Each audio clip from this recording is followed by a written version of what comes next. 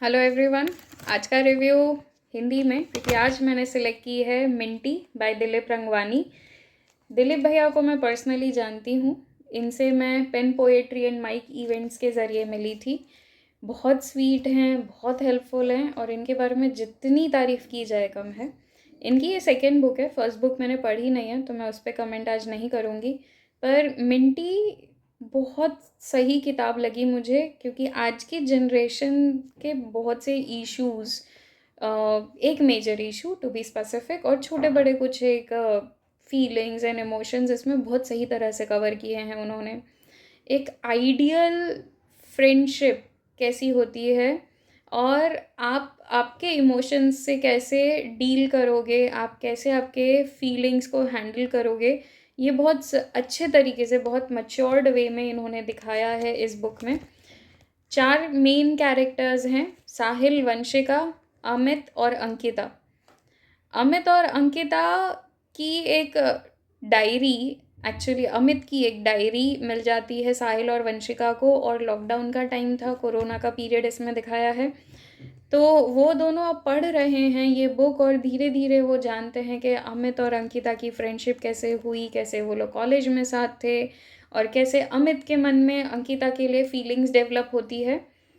अंकिता वो feelings reciprocate करती है या नहीं, अंकिता के मन में क्या फीलिंग्स है, उसके लिए मैं आपको बोलूँगी आप बुक रीड करो।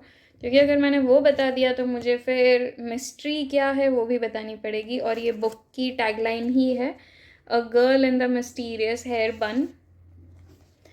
मिंटी नाम कहाँ से आया? ये एक बहुत स्वीट सा मोमेंट है इस बुक में, बहुत सही है, एक छोटा सा मोमेंट है।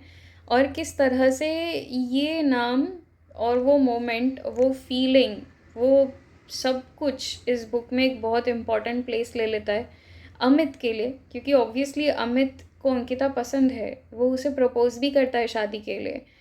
पर आगे क्या हुआ वो आप बुक पढ़ो। और मुझे बहुत सही लगा कि जिस तरह से उन्होंने, दिलीप भैया ने सॉफ्टली ये बताया है कि अमित बहुत कोशिश करता है अंकिता को मनाने की, और आखिर में जो होता है वो किस तरह से अच्छा बन जाता है। क्योंकि अंकिता की और कहीं शादी फिक्स हो जाती है जब अमित उसको बताता है, तब अंकिता का क्या रिएक्शन है, किस तरह से अमित वो रिएक्शन को, वो बातों को हैंडल करता है, और उनका रिलेशन फिनिश नहीं होता। क्योंकि ऑब्वियसली एक ट्रिकी ट्रायंगल आ गया है कि अंकिता का कहीं और रिश्ता फिक्स हुआ है। अमित ने अब उसे बताया है कि मेरे मन में तुम्हारे लिए फीलिंग्स हैं, मैं तुमसे शादी करना चाहता हूँ। और इन सब के बीच में कैसे ये सब अमित ने एक डायरी में लिखा है, वो डायरी साहिल और वंशिका के हाथ में आ जाती है, पर उनको एंड पता नहीं चलता कि आखिर में हुआ क्या, अंकिता ने जवाब क्या दिया। और इसके लिए ये लोग जैसे तैसे अमित का घर ढूंढते हैं, क्योंकि वो जानते नहीं है अमित और अंकिता को पर्सनली। तो वो अमित का घर ढूंढते हैं, ये बुक पहुंचाते हैं एंड वहाँ जाके पता करते हैं। और जो एक मच्योर्ड कॉन्वर्सेशन होता है दो बड़े लोगों के बीच में और दो स्कूल किड्स के बीच में, साहिल और वंशिका स्कूल चिल्ड्रन है, पर वो लोग हायर स्कूल में हैं, ऐसी एज दिखाई है, सो वो लोग समझ सकते हैं। ये मुझे बहुत सही लगा, ये एंड पे उन्होंने जो सीन बनाया है बहुत सही बनाया है। इस चीज़ की हमें बहुत ज़्यादा ज़रूरत है कि हम बड़े और बच्चे बैठ के आपस में बातें करें। उस उम्र में स्पेशली जब वो बड़े हो रहे हैं, वो दुनिया को फील कर पाते हैं, देख पाते हैं, पर समझ नहीं पाते। वहाँ पे अगर हम बड़े तुम छोटे हो बोल के उनको भगा देंगे, उनसे वो बातें सीरियस टॉपिक्स पे नहीं करेंगे, तो उनको नहीं आएगा कि उनको वो सिचुएशंस, वो इमोशंस को कैसे हैंडल करना है। और हाँ, अमित ने बहुत अच्छे से किया क्योंकि वो कॉलेज में था, वो समझदार था। पर ये चीज़ अगर अभी के समय में हमें ज़्यादा देखने मिले तो और अच्छा होगा।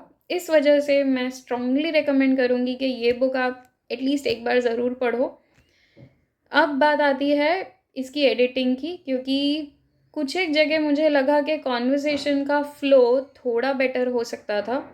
कहीं कहीं मुझे हिंदी गड़बड़ लगी, क्योंकि हिंदी मेरी फ़र्स्ट लैंग्वेज है, मुझे पता है कि आप कहाँ कौन से जेंडर को यूज़ करते हो, हिंदी में चीज़ों को जेंडर दिया जाता है वगैरह, that's common knowledge. Hindi speakers को ये सब ऑलरेडी पता होगा। तो कहीं कहीं मुझे लगा कि हिंदी थोड़ी सुधारी जा सकती थी, कहीं कहीं कॉन्वर्सेशन फ्लो बेटर हो सकता था, पर इससे आपका रीडिंग एक्सपीरियंस ज़रा भी स्पॉइल नहीं होने वाला है। आप अगर हिंदी बुक्स रेगुलरली पढ़ते हो तो शायद आपको लगे कि हाँ, बिगिनर लेवल साफ दिख रहा है बुक में, पर स्टोरी ग्रेट है, उस पे कोई सवाल नहीं। तो ज़रूर पढ़ना। अगर आप हिंदी बुक्स नहीं पढ़ते हो तो भी आप इसे पढ़ सकते हो, बहुत ईजी लैंग्वेज में है, बहुत सही स्टोरी है। So please give it a try. Thank you.